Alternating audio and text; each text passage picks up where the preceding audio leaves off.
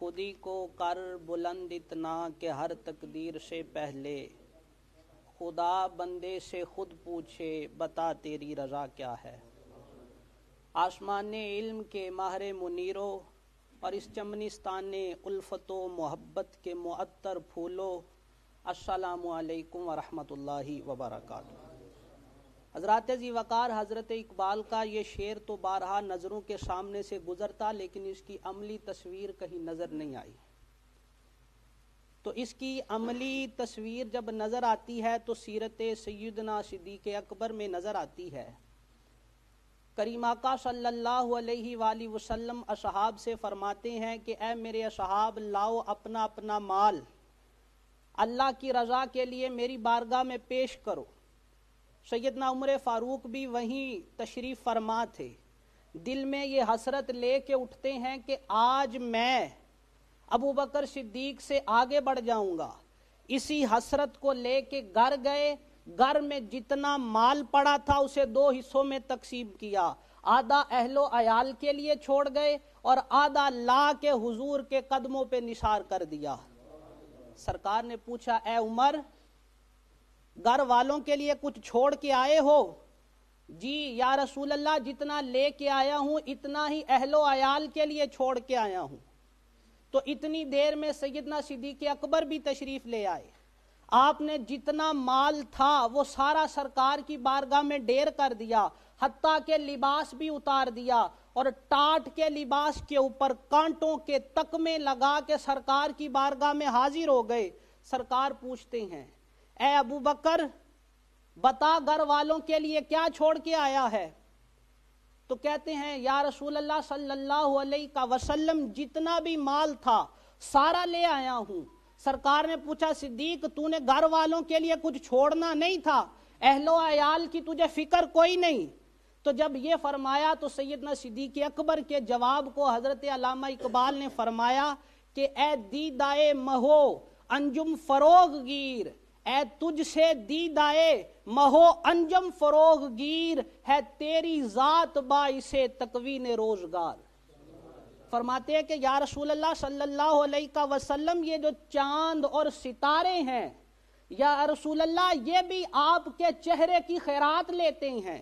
और फरमाया है तेरी जात से, है तेरी जात बाइसे तकवीन रोजगार, कि या रसूल अल्लाह, कायनात में जितनों को भी रिज्क दिया जाता है ये सारे का सारा आपके सदके से दिया जाता है, आपके तवस्सुल से अता किया जाता है।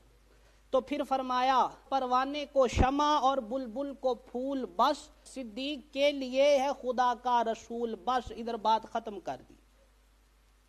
अब किताब का नाम है सबा सनाबिल और इसके मुसन्निफ हैं हजरत मीर अब्दुल वाहिद बलगरामी रहमहुल्लाह ताला अलैह। और इस किताब का बारगाह मुस्तफ़वी सल्लल्लाहु अलैहि वसल्लम में मकबूलियत का ये आलम है कि आपने जब ये किताब लिखी तो हुजूर की बारगाह में रख आए मिज़ार शरीफ के पास और दुआ की, या रसूल अल्लाह, इसमें जो हक है वो रह जाए, जो बातिल है वो मिट जाए।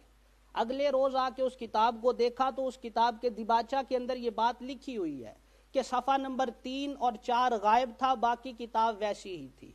अब उस किताब के अंदर लिखते हैं कि जब हुजूर सल्लल्लाहु अलैहि वसल्लम हिजरत फरमाने लगे, हिजरत की शब आप अपने हुजरा मुबारक से बाहर आए तो आगे देखते हैं सैयदना सिद्दीक़ अकबर खड़े हैं। अब सैयदना सिद्दीक़ अकबर से हुजूर ने फरमाया, ए सिद्दीक, इधर तुम इस वक्त किस लिए?